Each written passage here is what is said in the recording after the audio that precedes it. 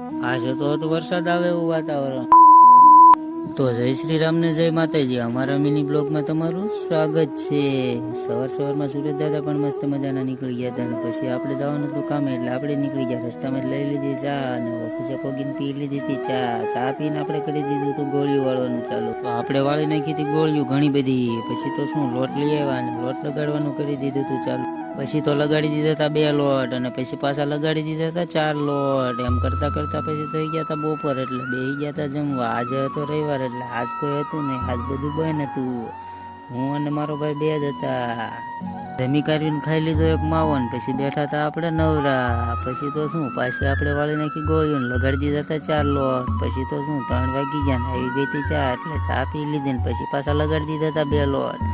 પછી પાછો લગાડી દીધો હતો 1 લોટ.